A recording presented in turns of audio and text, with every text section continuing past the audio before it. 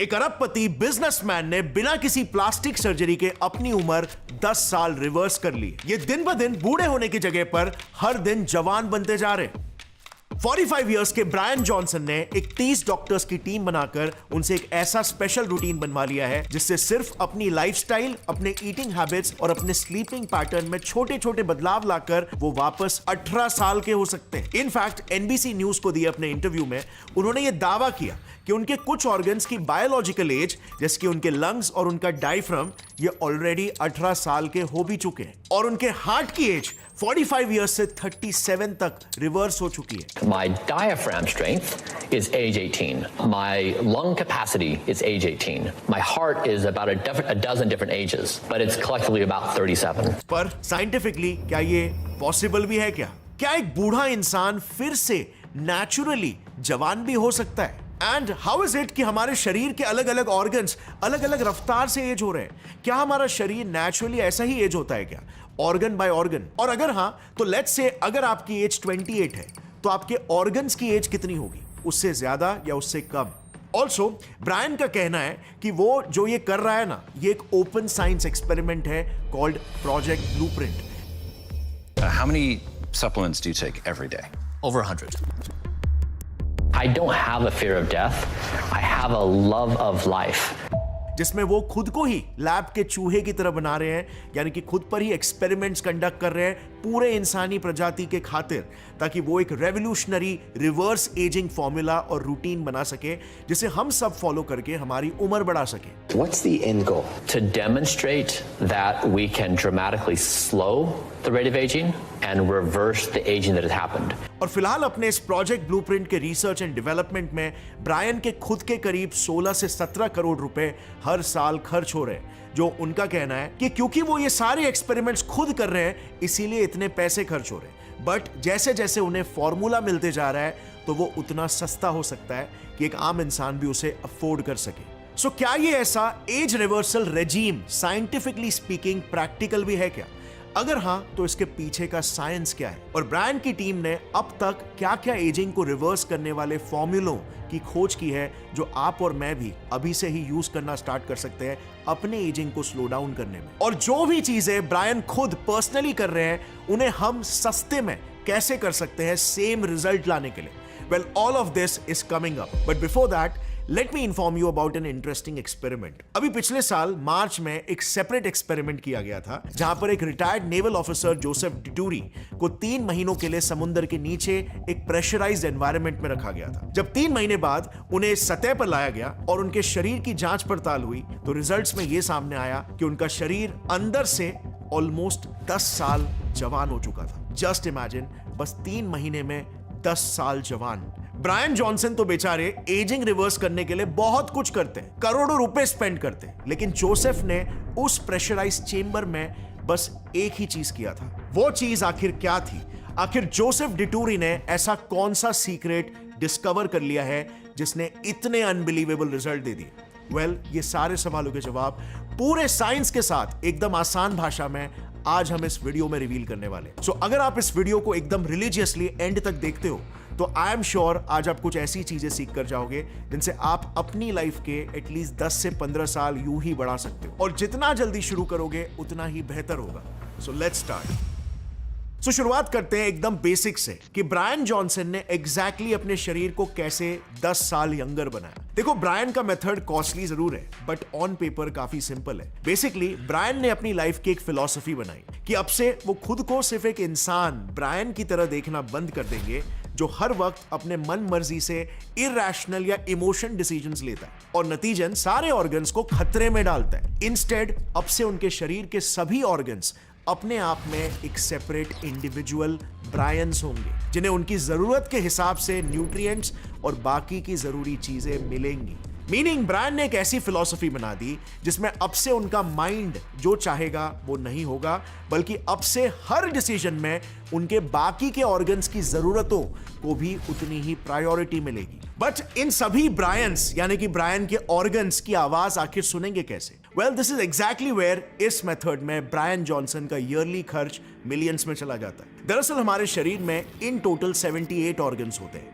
मगर वो कैसे परफॉर्म कर रहे हैं, उन्हें आपसे किन चीजों की जरूरत है, ये जानने के लिए आपको बायोमार्कर्स यानी शरीर के कुछ साइंस को समझना सीखना होगा। अगर हमने इन बायोमार्कर्स को इंट्रिकेटली समझना सीख लिया तो समझ लो हमने अपने ऑर्गन्स से बातें करना सीख लिया। मिसाल के तौर पर क्रिएटिनाइन एक काफी इंपॉर्टेंट बायोमार्कर है ऑफ एजिंग। ये हमारे शरीर में जब प्रोटीन्स मेटाबोलाइज होते हैं तब बनता है एज अ बाय प्रोडक्ट और आइडियली यूरिन के जरिए बाहर भी निकल जाता है। अब अगर आपके ब्लड टेस्ट में सामने आता है कि उसमें बहुत ज्यादा मात्रा में क्रिएटिनाइन है तो समझ जाओ कि आपकी किडनी क्रिएटिनाइन को ब्लड में से ठीक से फिल्टर आउट नहीं कर पा रही है एंड देयरफॉर उसका बायोलॉजिकल एज बढ़ चुका है और वो बूढ़ी हो चुकी है। सिमिलरली ऐसे और भी कई बायोमार्कर्स होते हैं एजिंग के लिए, जैसे कोलेस्ट्रॉल का लेवल, फास्टिंग ग्लूकोज का लेवल, वुंड्स को हील करने वाले फिब्रिनोजेन प्रोटीन का लेवल, शरीर में इन्फ्लेमेशन कितना है उसका level and many many more, जिन्हें आप यहां पर देख सकते हो। ये सारे बायोमार्कर्स है for ageing. So overall the point is कि आपके ऑर्गन्स आपसे इसी तरह से ही तो बात करते हैं, अपनी कंडीशन बताते हैं और इसीलिए ब्रायन के मिलियंस खर्च होते हैं रेगुलरली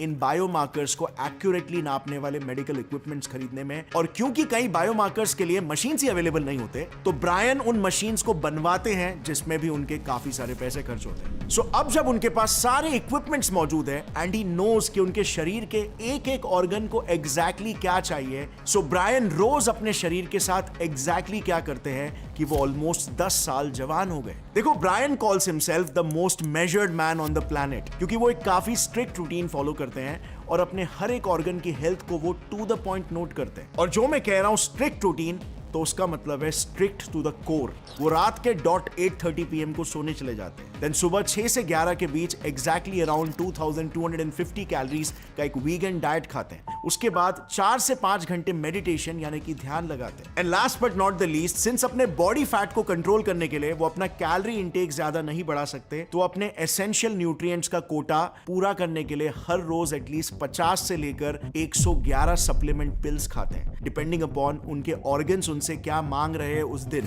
सवाल आपके दिमाग में ये आ रहा होगा कि एग्जैक्टली ऐसे कौन से सप्लीमेंट्स हैं। सो चलो समझते हैं नेक्स्ट इनके सीक्रेट सप्लीमेंट स्टैक को, starting with one of the main star ingredient जो एंटी एजिंग में एकदम ड्रास्टिक और क्विक रिजल्ट देता है। वो है कोलाजन पेप्टाइड्स जो आपके शरीर को अंदर और बाहर दोनों तरफ से यंग रखता है। बेसिकली कोलाजन ना हमारे बॉडी में पाए जाने वाला सबसे एबंडेंट प्रोटीन है। ये हमारे शरीर के सारे बॉडी पार्ट्स जैसे bones, skin, muscles, tendons, ligaments, इन सब में पाया जाता है as a major building block.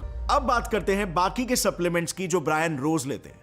देखो out of all the 111 pills जो वो लेते हैं, कुछ पिल्स है जो बहुत ही ज्यादा खास है और एजिंग को रिवर्स करने में मेजर रोल प्ले करते हैं। सो बुढ़ापे को ट्रिगर करने के पीछे एक मेजर मैकेनिज्म का रोल होता है। सो बुढ़ापे में आप जो मुरझाई हुई चमड़ी देखते हो, रिंकल्स आ जाते हैं, फाइन लाइंस वगैरह, इसके पीछे एक मेजर मैकेनिज्म का रोल होता है। बुढ़ापे के साथ आपके सेल्स का माइटोकॉन्ड्रिया एटीपीज यानी एनर्जी मॉलिक्यूल्स कम और टॉक्सिक फ्री रेडिकल्स ज्यादा प्रोड्यूस करने लगता है। जैसे फॉर एग्जांपल एक ओल्ड गाड़ी का इंजन जो ज्यादा पोल्यूशन फैलाने लगता है जैसे जैसे उसकी उम्र ढलती है। अब इससे होता क्या है कि सेल्स और उनके आसपास के टिश्यूज डैमेज होने लगते हैं और अल्टीमेटली इन्हीं डैमेजेस के एक्यूमुलेट होने से आपके ऑर्गन्स बूढ़े होने लगते हैं। अब ब्रायन इसे रोकने के लिए क्या करते हैं? वेल, वो N-acetyl-L-cysteine, सल्फोराफेन और टर्मरिक में मौजूद जो केमिकल होता है कर्क्यूमिन, इसके सप्लीमेंट्स लेते हैं। ये तीनों ही चीजें शरीर में पोटेंट एंटीऑक्सीडेंट्स का काम करते हैं जो उन फ्री रेडिकल्स को ट्रैप करके ऑर्गन्स की एजिंग को स्लो करते हैं। अब यहां पर बायोलॉजिकली स्पीकिंग सिर्फ एजिंग स्लो हुई है, रिवर्स नहीं हुई, यानी कि सेल डैमेज रुका है, जो डैमेज हो चुका है उसका रिपेयर अब तक नहीं हुआ है। सो फॉर दैट ब्रायन लेते हैं कैल्शियम अल्फा कीटोग्लूटरेट, निकोटिनामाइड राइबोसाइड और टॉरिन। इनमें से टॉरिन सबसे पहले तो माइटोकॉन्ड्रिया को और ज्यादा फ्री रेडिकल्स रिलीज करने से रोकता है। फिर NR energy generation, DNA repair और सेल्स के बीच में कम्युनिकेशन को एनहांस करता है। और उसके बाद कैल्शियम अल्फा कीटोग्लूटरेट सेल्स के मेटाबॉलिज्म को इंप्रूव करके मसल्स को रीबिल्ड करने में और वुंड्स को जल्दी हील करने में मदद करता है। फिर आते हैं जॉइंट्स और बोन्स पर, because one of the most important side effects of ageing is that वो आपके बोन्स और जॉइंट्स को कोरोड करने लगते हैं और उनमें क्रैक्स आने लगते हैं। Sometimes because of your own immune cells जो उन पे ही अटैक करने लगते हैं, जिस वजह से ही बुढ़ापे में आर्थराइटिस जैसी बीमारियां काफी ज्यादा होती हैं। And even sometimes because of regular friction भी बुढ़ापे में हमारे जॉइंट्स कमजोर हो जाते हैं। अब इनमें से इम्यून सेल्स का अटैक मोस्टली तब होता है जब हमारे शरीर में रोजाना बनने वाले कैंसरस सेल्स खुद से खुदकुशी यानी कि एपोप्टोसिस नहीं कर पाते और हमारे इम्यून सेल्स को मजबूरन उन पे अटैक करना पड़ता है। सो ब्रायन इससे कैसे निपटते हैं? Well, he takes genistein, glucosamine, sulfate 2-KCl और hyaluronic acid. genistein एपोप्टोसिस को प्रमोट करता है जिससे इम्यून सेल्स को इंटरफेयर करने की जरूरत ही नहीं पड़ती। और फिर ग्लूकोसामाइन सल्फेट 2-KCl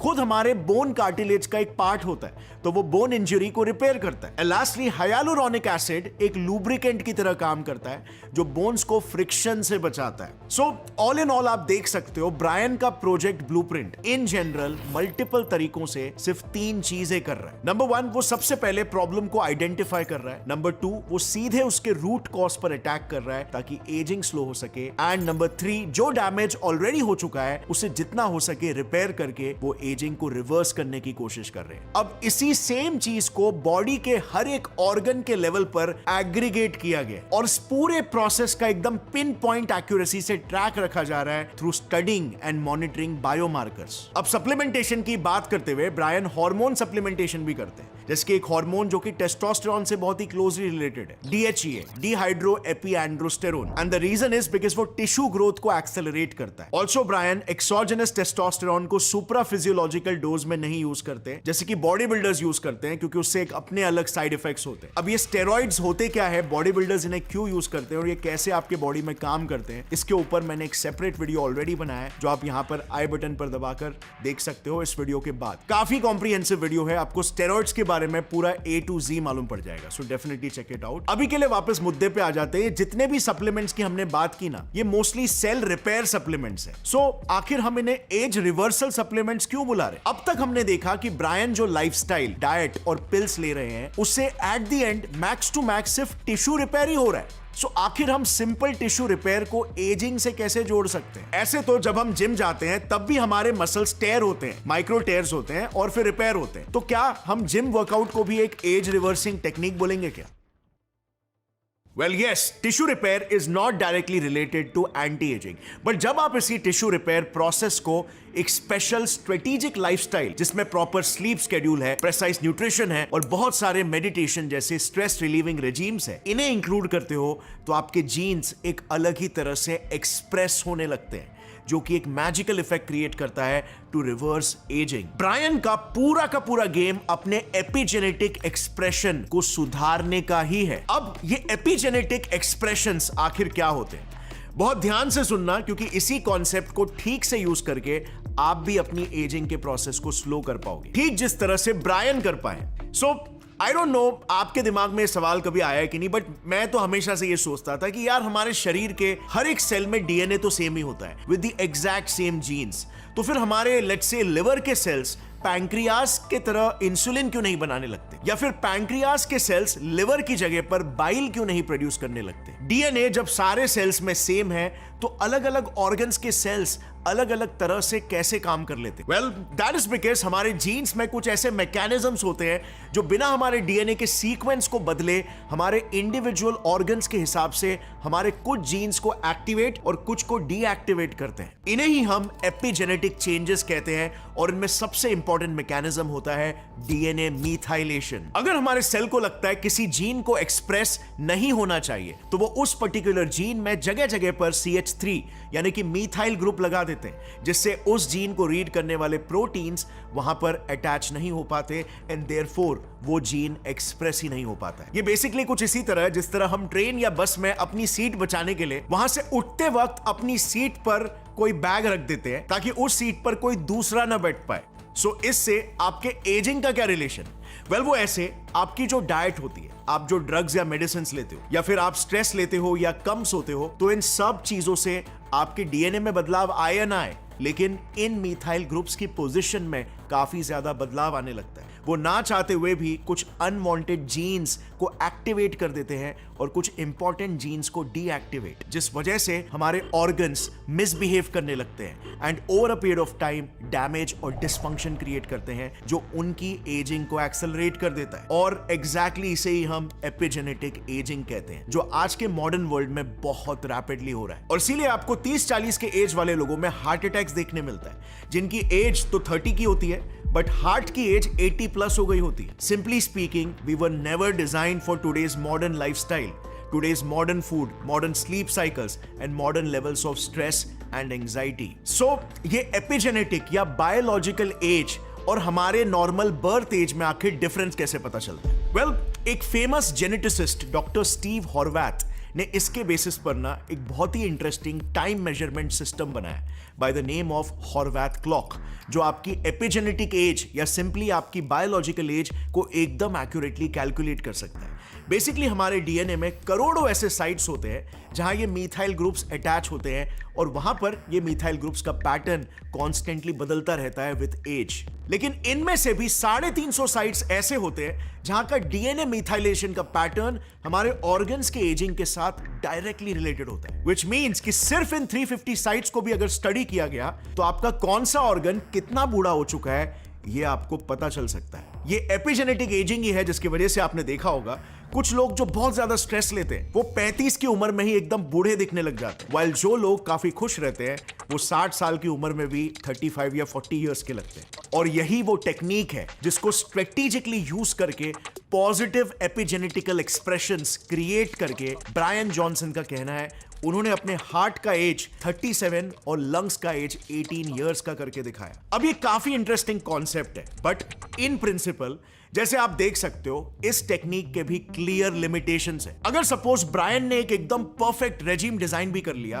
कि जिससे लेट्स से उनके शरीर में कोई भी गलत एपिजेनेटिक बदलाव हो ही नहीं रहे, फिर भी एजिंग स्लो जरूर हो जाएगी बट स्टॉप तो नहीं होगी, राइट? हमेशा के लिए अमर होना फिर भी पॉसिबल नहीं है क्योंकि हमारे शरीर में एक बहुत ही बड़ा लिमिटेशन है जो हमें अमर बनने से रोकता है। हेल्दी से हेल्दी इंसान को भी एक दिन मरना ही है। सो अब क्या आप मुझे बता सकते हो वो लिमिटेशन आखिर क्या है जिसकी मैं बात कर?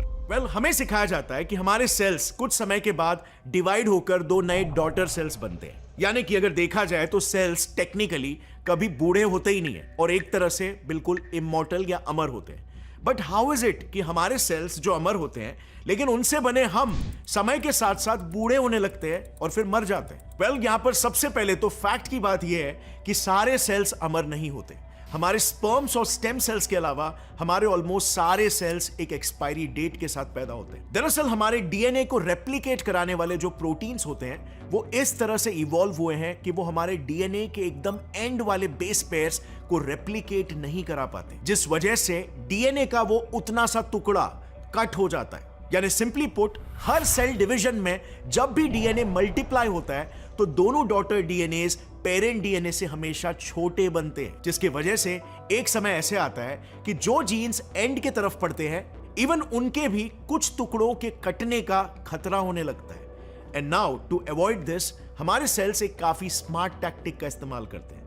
वो अपने डीएनए के दोनों एंड्स पर करीब 1500 से 8000 बेस पेयर्स एक्स्ट्रा अटैच करते हैं, जो बेस पेयर्स किसी चीज के लिए भी कोडेड नहीं है। ये सिर्फ और सिर्फ एक्स्ट्रा होते हैं आपके सेल डिवीजन को एड करने के लिए। इन एक्स्ट्रा रीजन्स को टेक्निकली टीलोमेयर्स कहा जाता है, जो जैसे मैंने कहा एकदम यूजलेस होते हैं। सो टीलोमेयर्स के वजह से अगर सेल डिवीजन के वक्त डीएनए के एंड का हिस्सा कटता भी है तो कोई प्रॉब्लम नहीं है, बिकॉज कोडिंग वाले रीजन्स तो नहीं कट रहे। And by the time coding वाले रीजन्स कटने की नौबत आती है, सेल करीब 60 to 70 बार अपने आप को डिवाइड कर चुका होता है। और यही वजह है कि हमारी भी एक लिमिटेड लाइफ स्पैन होती है, क्योंकि हमारे सेल डिवीजन की भी लिमिटेड लाइफ स्पैन होती है। तो अब अगला सवाल यह होता है कि हम मरते कैसे? वेल, सिंपल, एक बार ये 60 to 70 सेल डिविजन्स पूरे हो गए तो उसके बाद हमारे कोडिंग वाले रीजन्स के ही कटने की नौबत आ जाती है और इसीलिए सेल्स डिवाइड करना ही बंद कर देते हैं और इवेंचुअली वो बूढ़े होकर मर जाते हैं। और इसीलिए आप नोटिस करोगे कैंसर्स और ऐसे जेनेटिक बीमारियां बुढ़ापे में ज्यादा आती है, क्योंकि कोडिंग वाले रीजन्स कटने की वजह से म्यूटेशंस पैदा होने लगते हैं। अब यही टीलोमेयर्स वाली एजिंग, जिसे साइंटिफिकली बायोलॉजिकल सेनेसेंस भी कहते हैं, साइंस अभी तक इसे रिवर्स नहीं कर पाया।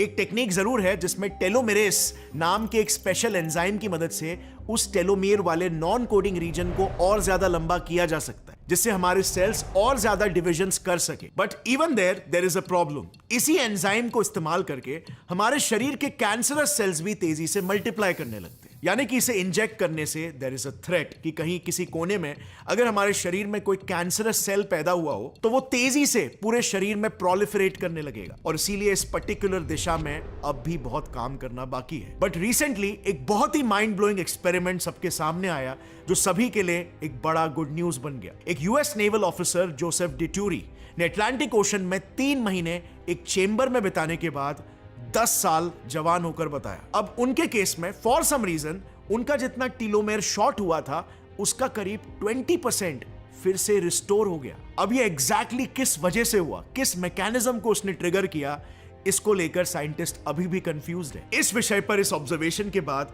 अब कई सारे रिसर्चर्स जारी है। बट अगर इसी टीलोमेरेज एंजाइम को कंट्रोल तरीके से इंक्रीज करके टीलोमेर्स की लंबाई को इंक्रीज किया जा सकता है तो बहुत जल्द शायद ये कह सकते हैं कि सतयुग वाकई में आने वाला है और हर इंसान इजीली 100 प्लस या इवन 150 या 200 प्लस ईयर जी पाएगा पॉसिबली। सो फ्रेंड्स, इन रेट्रोस्पेक्ट आज जो भी एजिंग के बारे में साइंस हमने सीखा उसे यूज करके आप खुद अपनी एज को कैसे स्लो डाउन कर सकते बिना करोड़ों रुपए स्पेंड करे या फिर कोई अंडर वाटर चेंबर में समय गुजारे। सो देखो, जैसे हमने सीखा फंडामेंटली अगर आपको अपनी एज को स्लो डाउन करना है तो बेसिकली आपको 3 लेवल्स पर काम करना होगा। नंबर 1, बॉडी में ऑक्सीडेटिव स्ट्रेस को कम करके। नंबर 2, सप्लीमेंट्स और लाइफस्टाइल के जरिए एपिजेनेटिक एक्सप्रेशंस को अपने बेनिफिट में यूज करके। और नंबर 3, टीलोमेर्स की लंबाई को बढ़ाकर। सो ये कुछ टिप्स है जिसे यूज करके साइंटिफिकली आप अपने एजिंग प्रोसेस को स्लो डाउन कर सकते हो। नंबर 1, सबसे पहले बात करते हैं डाइट की। तो in general most of the researches में देखने मिला है एक क्लोज रिलेशन डाइटरी रेस्ट्रिक्शन यानी कि कम कैलोरीज खाना और लंबी उम्र का। सो बेसिकली एक लो कैलोरी डाइट कंज्यूम करना एजिंग को स्लो डाउन कर सकता है। Number 2, fasting. फास्टिंग भी एंटी एजिंग के लिए काफी बेनिफिशियल है और इसीलिए ब्रायन के केस में भी आप देखोगे उनका लास्ट मील यानी कि डिनर सुबह के 11 बजे होता है। यस, सुबह के 11 बजे ये डिनर कर लेते हैं। बेसिकली ये सिर्फ 6 से 11 बजे के ही विंडो में अपने सभी मील्स को कंज्यूम करते हैं और बाकी के 19 घंटे फास्टिंग रखते हैं। अब आपको इतना इंटेंस जाने की जरूरत नहीं है, बट अगर आप लास्ट मील शाम के 7 बजे भी खाओ तो भी वो आपको एंटी एजिंग बेनिफिट्स के साथ दूसरे भी कई हेल्थ बेनिफिट्स देगा, जैसे एक्स्ट्रा वेट को कम करेगा और ब्लड शुगर मैनेजमेंट में हेल्प करेगा। नंबर 3, अब अगर आप हार्डकोर नॉन वेजिटेरियन हो जिसे एजिंग को स्लो डाउन करना है तो आपको जितना हो सके नॉन वेजिटेरियन फूड्स के कंजम्पशन को लिमिट करना होगा और अपने डाइट को मोस्टली वेजिटेरियन फूड से भरना होगा। अब मोस्टली इस पर काफी मिक्स्ड रिसर्चेस है, लेकिन कई सारे रिसर्चेस ने वेजिटेरियनिज्म का एक स्ट्रॉन्ग एसोसिएशन पाया है एंटी एजिंग के साथ, क्योंकि नॉन वेज फूड्स में कुछ अमीनो एसिड्स होते हैं जैसे कि मिथियोनाइन, आइसोल्यूसिन और वैलिन जो एमटोर पाथवे को ट्रिगर करके डीएनए मिथाइलेशन को बढ़ाते हैं और बेसिकली सेलुलर लेवल पर एजिंग को बढ़ाते हैं। मगर वेज प्रोटीन सोर्सेज में यह प्रॉब्लम नहीं होती। जैसे इस रिसर्च ने बताया, सिर्फ 3% प्रोटीन भी अगर आप वेज सोर्सेज से लेना चालू कर देते हो तो 5% से लाइफ एक्सपेक्टेंसी बढ़ सकती है। नंबर 4, वेजिटेरियन फूड्स में ऑन दी अदर हैंड भर भर के फाइटोकेमिकल्स और एंटीऑक्सीडेंट्स भी होते हैं जो शरीर पर ऑक्सीडेटिव स्ट्रेस को कम करते हैं, जो डीएनए डैमेज और एजिंग कॉज करता है। बेसिकली सारे कलर्ड फ्रूट्स और वेजिटेबल्स में हजारों किस्म के फाइटोकेमिकल्स और एंटीऑक्सीडेंट्स होते हैं, तो इन्हें रोटेशन में खाते रहना बेस्ट है। अब लॉन्जेविटी या एंटी एजिंग डाइट और लाइफस्टाइल में अगर आपको मास्टरी करना है ना, तो मैं आपको 2 बुक्स रेकमेंड करूंगा जो काफी कॉम्प्रिहेंसिव है, द लॉन्जेविटी डाइट और the circadian code by Sachin Panda. If you can get your hands on these books, definitely check them out. ये आपकी पूरी लाइफस्टाइल को ही चेंज कर देगा, पूरे पर्सपेक्टिव को चेंज कर देगा। नंबर 5, और इस बात को थोड़ा ध्यान से सुनना। सो फंडामेंटली जल्दी एज होने के पीछे सिर्फ एक ही मेन रीजन होता है, शरीर में किसी प्रकार का स्ट्रेस या इन्फ्लेमेशन का कॉज होना। ये स्ट्रेस और इन्फ्लेमेशन समय से पहले सेल्स को एज करते हैं। अब स्ट्रेस एग्जैक्टली क्रिएट कैसे होता है? Well, poor lifestyle, poor routine, bad diet, addictions etcetera, smoking, alcohol, ये सब आज बहुत कॉमन हो चुका है, लेकिन यही सब बहुत ज्यादा सेल्स पर स्ट्रेस क्रिएट करते हैं और उन्हें एज भी कर रहे हैं। स्मोकिंग से इवन टेलोमेयर्स की लंबाई भी छोटी होती है, जिससे कैंसर्स का रिस्क बढ़ता है। Work stress, psychological stress, anxiety, ये सब कुछ आज मॉडर्न लाइफस्टाइल की वजह से सबसे हाई है, बट उतना ही पुअर हमारा स्लीप रूटीन भी हो चुका है। सो इन सब को step by step lifestyle wise fix करना होगा अगर एजिंग को स्लो करना है तो। बिकॉज रिमेंबर, स्ट्रेस एकमात्र ड्राइवर है जो प्री मैच्योर एजिंग करवाता है। नंबर 6, रिसर्चर्स के अनुसार एंटी एजिंग के लिए आपको कुछ पर्टिकुलर टाइप के एक्सरसाइजेस करना शुरू करना पड़ेगा, जो कार्डियो इंटेंसिव एरोबिक एक्सरसाइजेस होते हैं ना, जहां पर आप लंबे समय तक कंटिन्यूअसली अपने आप को फिजिकली एक्सर्ट करते रहते हो, जैसे रनिंग, स्विमिंग या साइकिलिंग। ये इंटरेस्टिंग रिसर्च जरा देखना, यहां पर यह प्रूव हुआ कि एक्सरसाइज इंप्रूव करता है मोर्टेलिटी को बाय 30%। एक और एक इंटरेस्टिंग रिसर्च में यह डिस्कवर हुआ कि elite athletes on an average 5 से 6 साल ज्यादा जीते हैं as compared to healthy individuals. So unhealthy individuals के कंपैरिजन में समझ लो ये कम से कम 8 से 10 साल ज्यादा जीते होंगे। अब एक और एक interesting research to back this up, Tour de France के बारे में आपने सुना होगा, जो साइकिलिंग कंपटीशन होता है दुनिया का सबसे बड़ा। उसके जो एथलीट्स है वो ऑन एन एवरेज 17% ज्यादा जीते हैं as compared to normal people. This is very interesting, जो ये बताता है कि हम एक्सरसाइज को कितना फॉर ग्रांटेड लेते हैं। बट रिमेंबर कि जस्ट आपको वो वेट लिफ्टिंग वाले एक्सरसाइजेस नहीं करने, आपको एरोबिक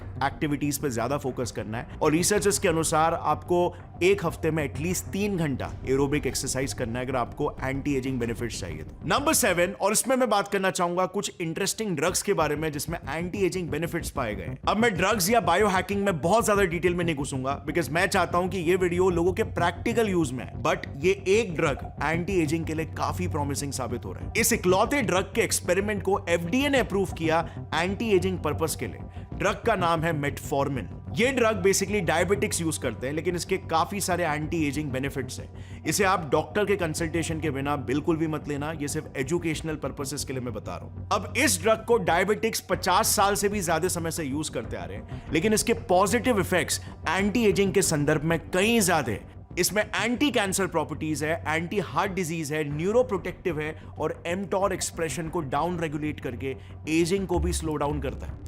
एक ह्यूमन एक्सपेरिमेंट में पाया गया जो डायबिटिक्स मेटफॉर्मिन को ले रहे थे वो 15% ज्यादा जिए as compared to healthy individuals without diabetes. और सबसे इंटरेस्टिंग बात यह है कि मेटफॉर्मिन काफी चीपली अवेलेबल है मार्केट में। सो अगर आपको डॉक्टर ये रेकमेंड कर सके, so this will also be very easy on your pockets. Number 8, drugs की बात करते हुए 2 और ऐसे कैटेगरी के ड्रग्स है जो बहुत ही प्रॉमिसिंग रिजल्ट्स दिखा रहे हैं एंटी एजिंग के लिए। ये है सेनोमॉर्फिक्स और सेनोलाइटिक्स। सेनोमॉर्फिक्स बेसिकली शरीर के ओल्ड सेल्स को इन्फ्लेमेशन क्रिएट करके दूसरे सेल्स को ओल्ड बनाने से रोकते हैं। सो साइंस ये है कि ओल्ड सेल्स, जिन्हें सेनेसेंट सेल्स भी कहते हैं, बेसिकली जब वो बूढ़े हो जाते हैं ना, तो वो आसपास के एरियाज में इन्फ्लेमेशन क्रिएट करते हैं। वो basically pro inflammatory cytokines release करते हैं, जिससे कि आसपास के एरिया में इन्फ्लेमेशन क्रिएट होता है। इसी वजह से आपने नोटिस किया होगा कि अगर आपको लेट्स से एक सफेद बाल आता है, तो कुछ ही दिनों में उसके आसपास के एरिया में भी सफेद बाल आने लगते हैं। अब इसी ओल्ड सेल्स के इन्फ्लेमेशन क्रिएट करने की वजह से बुढ़ापे में लोगों को जगह जगह पर पेन होना शुरू हो जाता है। सो सेनोमॉर्फिक ड्रग्स बेसिकली इसी इन्फ्लेमेशन को रोकते हैं और दूसरे हेल्दी सेल्स को स्ट्रेस से बचाकर उन्हें ओल्ड होने से रोकते हैं। ऑन द अदर हैंड सेनोलाइटिक्स की अगर बात करें तो वो सीधा ओल्ड सेल्स को ही खत्म कर देते हैं, क्योंकि ओल्ड सेल्स वैसे तो डिवाइड होते नहीं है, बस सिर्फ इन्फ्लेमेशन ही क्रिएट करके आसपास डैमेज क्रिएट करते हैं, तो उन्हें डिस्ट्रॉय करने से वो अननेसेसरी डैमेज नहीं कॉज कर पाते। और इसीलिए ये दोनों भी ड्रग्स बहुत ही प्रॉमिसिंग है। बट वंस अगेन, किसी भी ड्रग के साइड इफेक्ट्स होते हैं और आपको हमेशा कॉस्ट बेनिफिट एनालिसिस करना होता है। जो डिसीजन एक क्वालिफाइड डॉक्टर ही आपके लिए ले पाएगा। इस वीडियो के जरिए मेरा मकसद बेसिकली यही था कि मैं आपको एजिंग और एंटी एजिंग के पीछे का साइंस एक्सप्लेन कर सकूं, जो आई थिंक काफी डिटेल में एक्सप्लेन हो भी गया। आप नेचुरली भी डाइट, लाइफस्टाइल को फिक्स करके, प्रॉपर स्लीप शेड्यूल बनाकर, हेल्दी हैबिट्स डेवलप करके काफी सारे एंटी एजिंग बेनिफिट्स ले सकते हो। आपको ड्रग्स के जरिए बायो हैकिंग करने की कोई कंपलसरी जरूरत नहीं है। But if you ever decide to take drugs, do your thorough research और डॉक्टर कंसल्टेशन करके ही इन्हें ट्राई करना। And with that said friends, अगर इस वीडियो से आपको कुछ भी नया सीखने मिला तो इस वीडियो को जितना हो सके अपने फैमिली मेंबर्स और फ्रेंड्स के साथ शेयर करना, ताकि वो भी एक हेल्दी लाइफस्टाइल जीने के लिए मोटिवेट हो सके और इसके पीछे के साइंस को समझे। हमें इंडिया में मिलकर एक साइंटिफिक टेम्परामेंट को डेवलप करना है, ताकि लोगों में नॉलेज और अवेयरनेस फैले और अल्टीमेटली वो अपनी लाइफ को लेकर बेहतर डिसीजंस ले पाए। मिलते हैं अगले वीडियो में, तब तक के लिए stay fit and live long. जय हिंद।